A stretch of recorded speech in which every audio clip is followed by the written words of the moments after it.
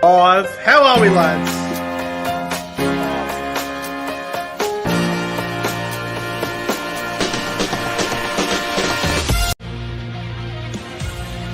Subscribe to the channel. 5, 4, 3, 2, 1. Yeah! And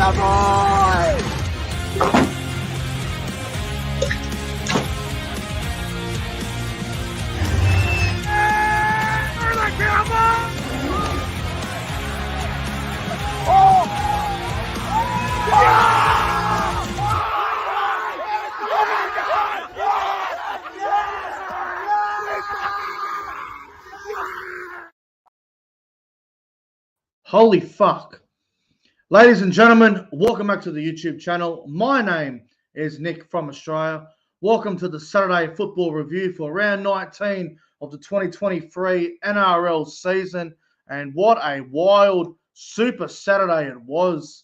The Warriors with a very big win over the Eels at CommBank Stadium. 46 points to 10. Obviously, Parramatta very depleted. No Gufferson, no Dylan Brown, no Mitchell Moses, no Regan Campbell-Gillard. But, Parramatta had to throw out some of their young fellas, and some of them tried very hard, but they just weren't able to get the win over the Warriors, who were practically almost at full strength. And that game that just ended, Bulldogs and Rabbitohs, holy fuck. Bulldogs 36, Rabbitohs 32. That was one of the craziest games of football I think I've ever seen. That was absolutely mental, that last 5 minutes. That was insane.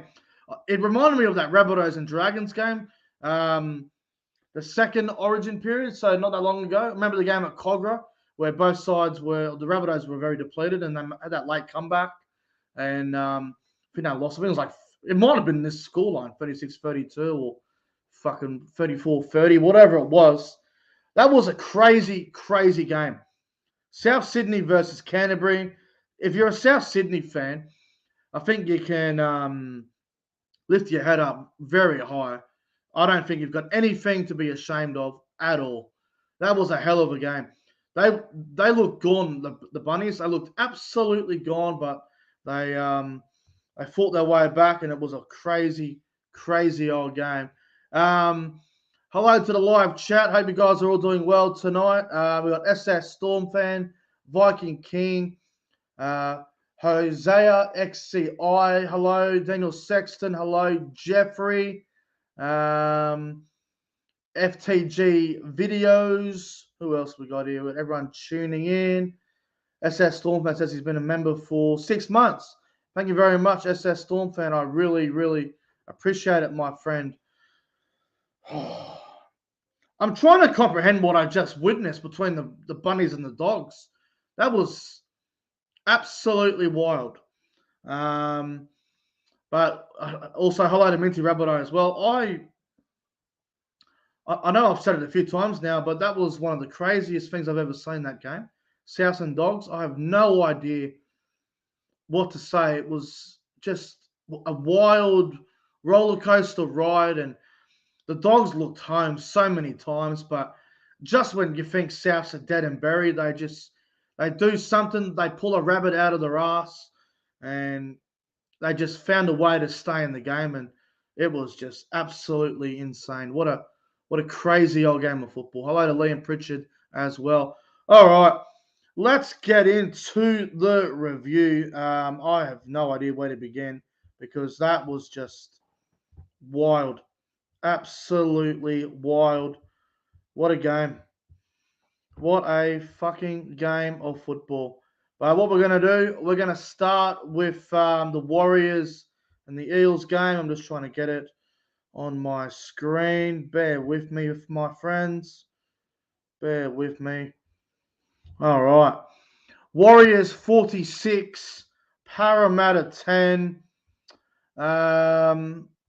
Look, obviously Parramatta were depleted, but I think Parramatta can take the first 20 minutes out of this game somewhat. I thought they were in the fight early on, Parramatta, but the longer the game went on, the better it was for the Warriors. You had the likes of Dylan Walker.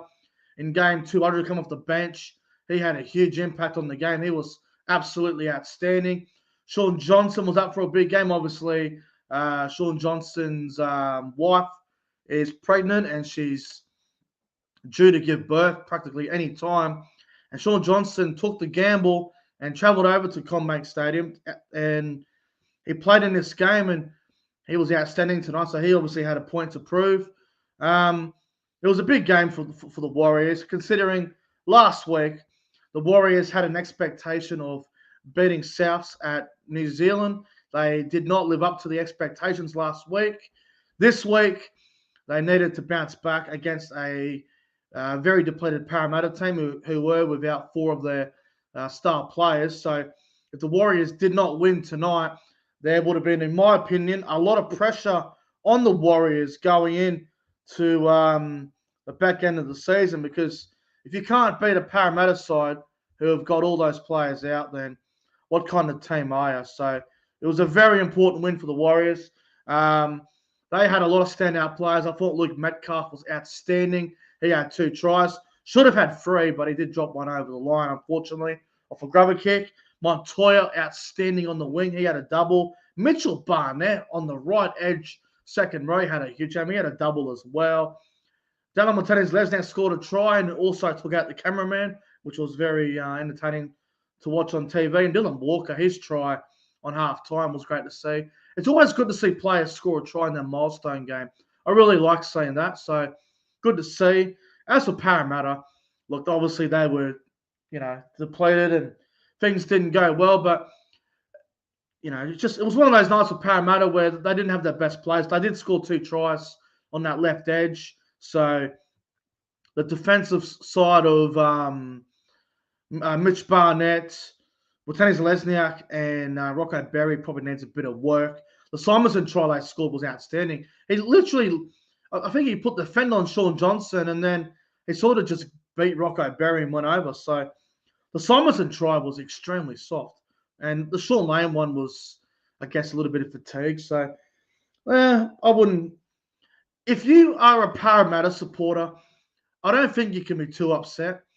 It was, look, there's only so much you can do. You're up against a Warriors team who have been pretty consistent all season. They're in the top 8 for a reason. And look, the Warriors tonight were very good. When the Warriors play like that, they're very hard to stop. It's going to be very interesting to see how the Warriors do go, though, against the good sides.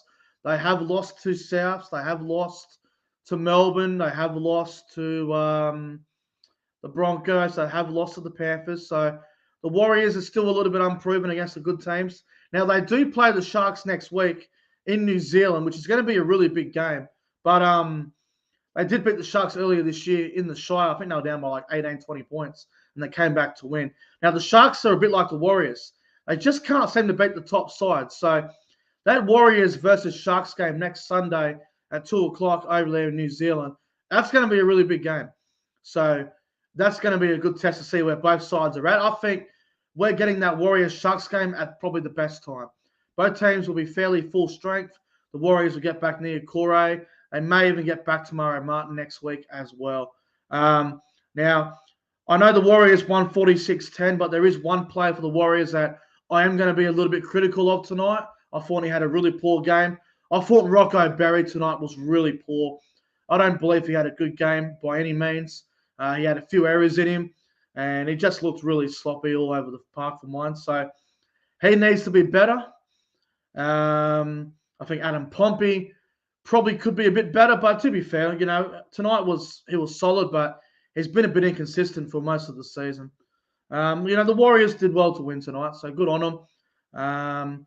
I am really intrigued to see how they play this Tamari Martin situation. Now, Luke Metcalf, he was out of the team for Tamari Martin before Tamari Martin went down with an injury. Now that Tamari Martin's just about fit and ready to go, I'm really interested to see how the Warriors do play this. For me, because Dylan Walker comes on and plays that lock forward role, and Freddie Lussick comes on and plays a bit of dummy half, I think you put Tamari Martin on the bench, you put Lussick out of the team, maybe put him the 18th man, And you'll have Tamari Martin on the bench. You can come on, play with dummy half, and do a bit of a job. I think Martin would be really good 14. Unless I want to go Martin 6, Metcalf 14, but I don't know. Maybe because Martin hasn't played for a while, you bring Martin off the bench. But you know what? The Warriors tonight, obviously, a very good performance. I don't think Parramatta have ever been beaten by this much at CommBank Stadium, unless there's a game I'm forgetting that happened years ago that Parramatta haven't been beaten by this much. But good on the Warriors. A very impressive win from them. I felt sorry for Mike Acevo tonight in game 100. Poor bugger couldn't score a try, couldn't get the ball. Obviously, a tough night for him. Also, I want to give a mention now. I'm not sure if he got injured because he looked a bit injured towards the back end of the game. Isaac Lumi. I know defensively Montoya scored 2 tries on him, but for me that was Will Penasini's poor defense. There was a run in the game. Isaac Lumi just busted and beat 4 or 5 blokes. I'm not sure if Lumi will keep his spot in the side because obviously Goverson will come in the fullback and Russell might go back to the wing. But I honestly think Brad Arthur and the Eels should consider Lumi again next week. I thought he had a really strong game tonight. I know he conceded 2 tries, but Lumi, man, I thought he was very strong. I think he's got a lot of ability in him. So hopefully he gets more game time. But look, the Warriors, they were just too good in the end. My player of the game from the Eels and Warriors, I'm going to go Luke Metcalf for player of the match. I think he deserves it. He had two tries. He had a couple of tries in there, I think. So yeah, well done to the Warriors. A very dominant win. 46 points to 10.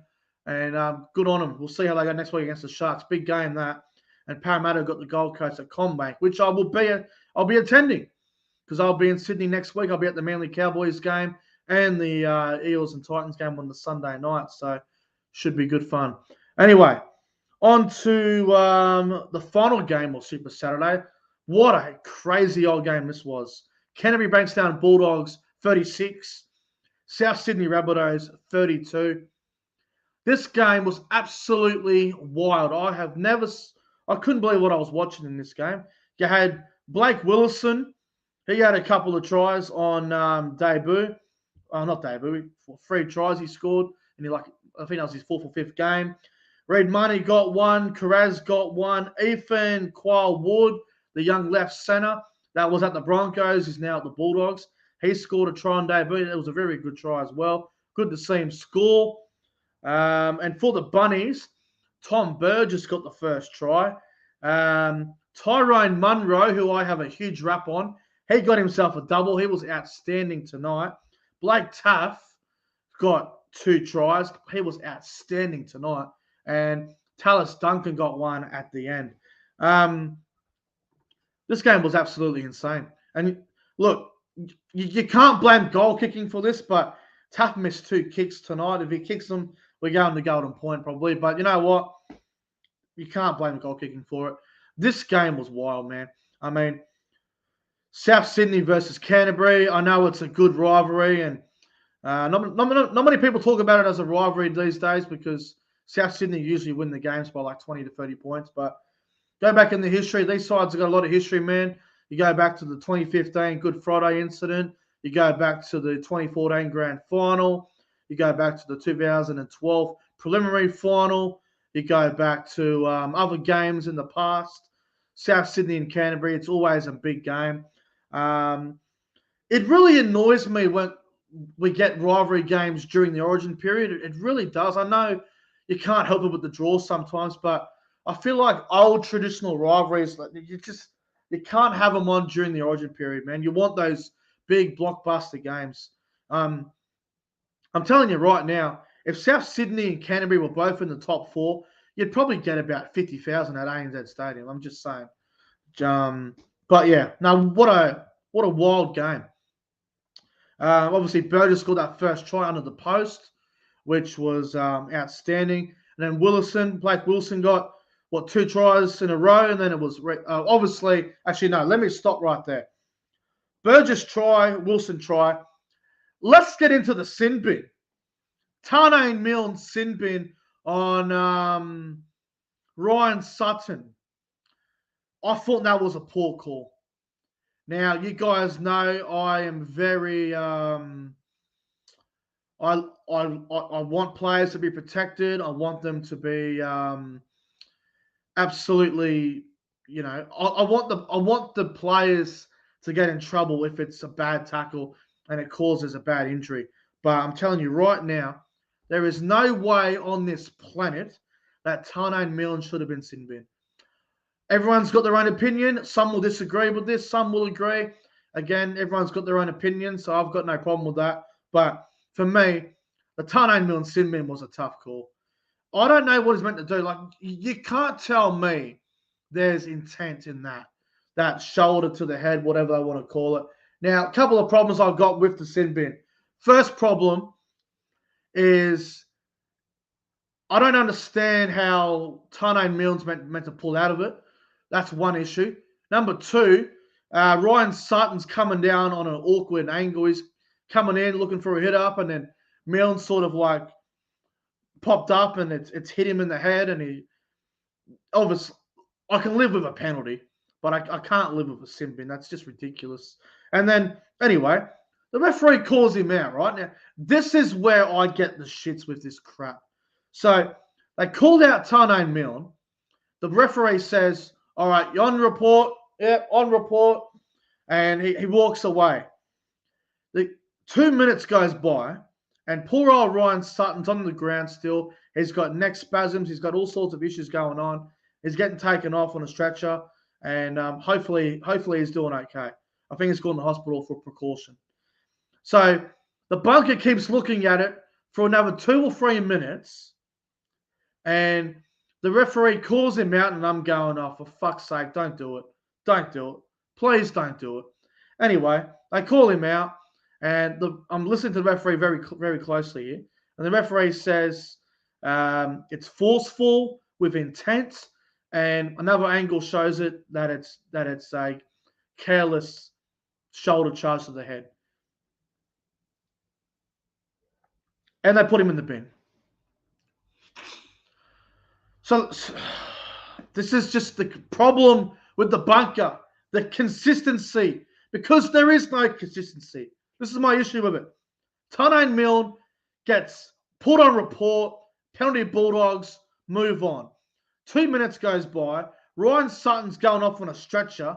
The bunker keep looking at it on different fucking angles, different camera angles, different angles. You're looking from this angle, that angle, this fucking angle.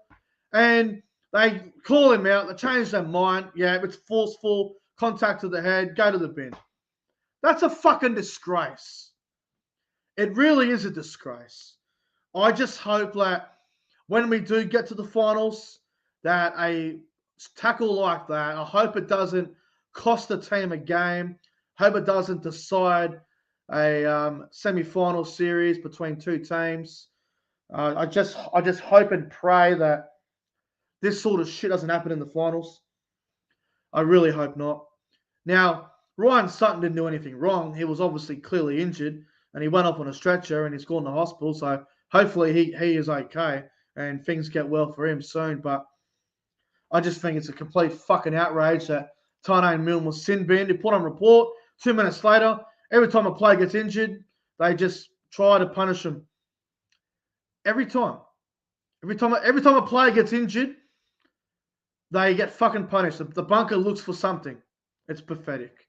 So anyway, after that, bullshit happens. The Bulldogs scored 2 fucking tries with a 13 on 12 advantage. And this was always going to happen. When you are down to 12 men and you're up against 13 men for 10 minutes, you are bound to concede a try or two. It's just bound to happen.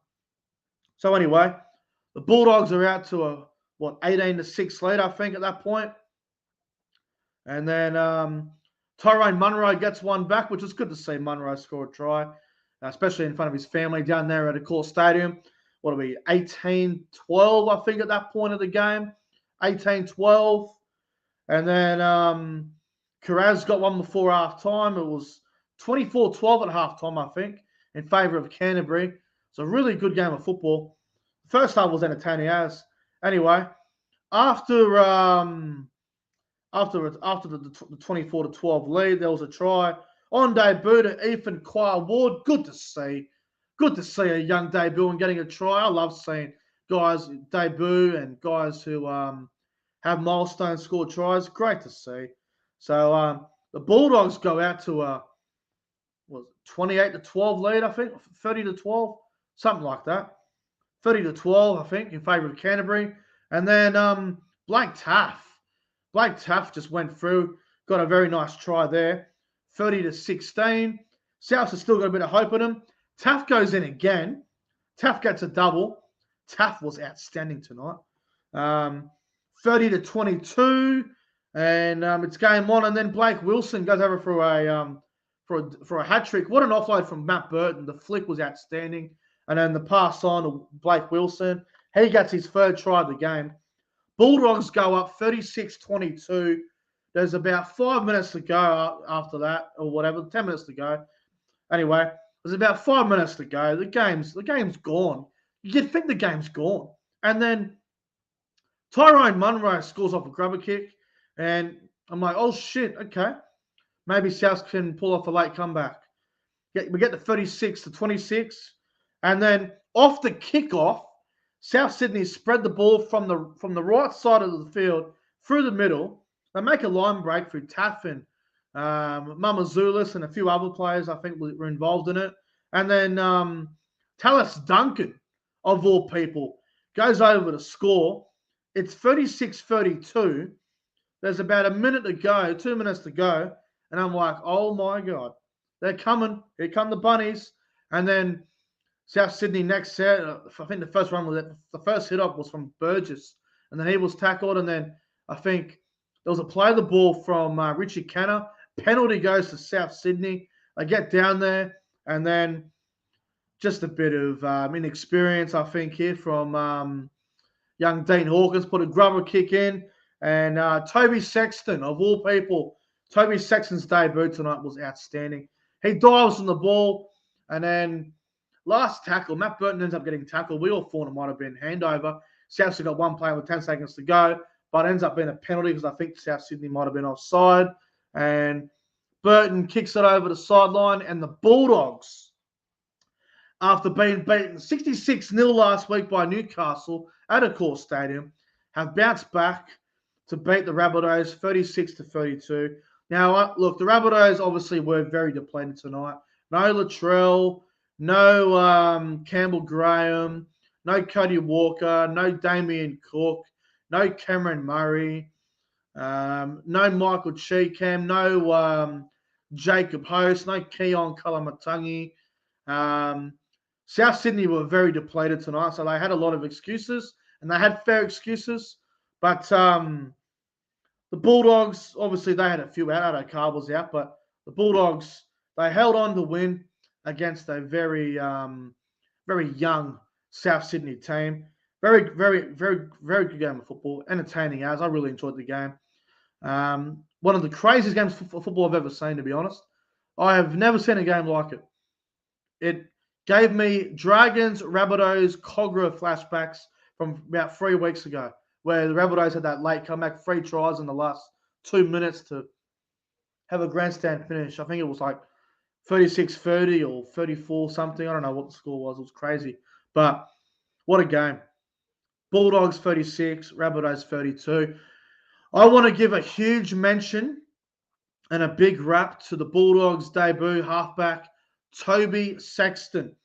Now, at the Gold Coast Titans, Toby Sexton, when he played the few games he did up there, I didn't rate him.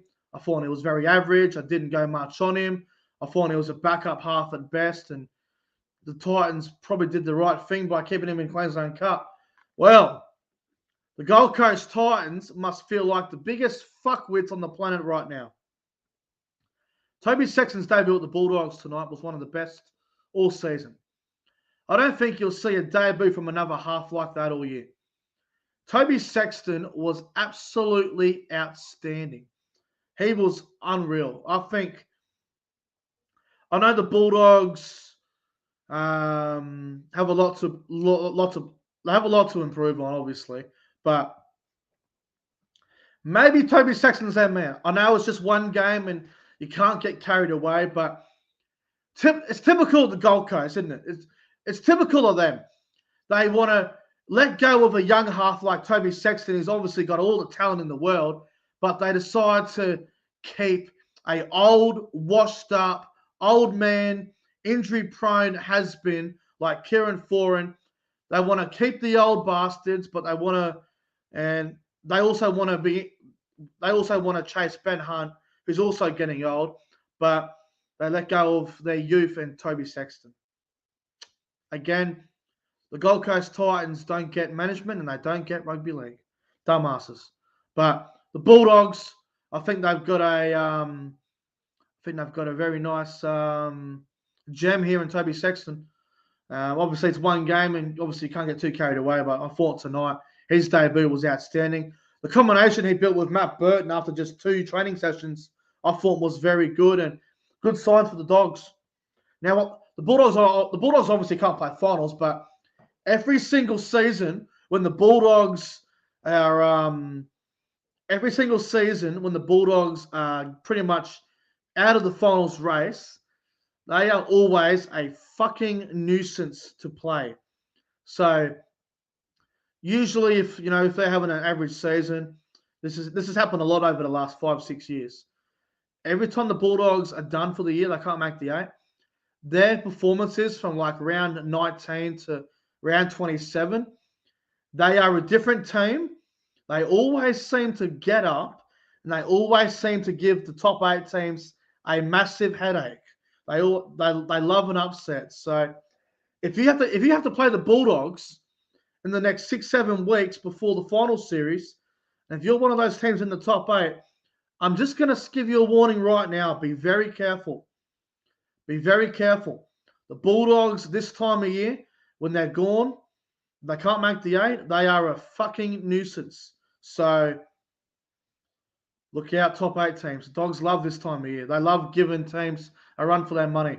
So, well done to the Bulldogs. Very nice win. Blake Wilson, outstanding. Hat-trick tonight from him. Carraz was good. Avril at fullback looked a lot better. The one thing I didn't like about the Bulldogs that I will say is I think Jacob Preston needs to get back on the left edge. I didn't really like him on the right side of the field. I think him and Burt need to be together. So get Jacob Preston back on that left-hand side for mine. Great game of footy.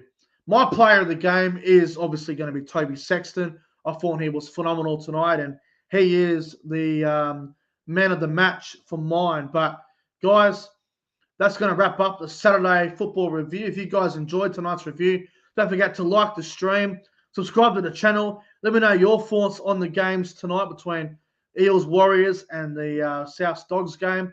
Anyway, guys, thank you for watching the review. Have a phenomenal Saturday night. And I'll see you guys tomorrow for the review between the Gold Coast Titans and the Dolphins. Anyway, guys, until then, have a great night.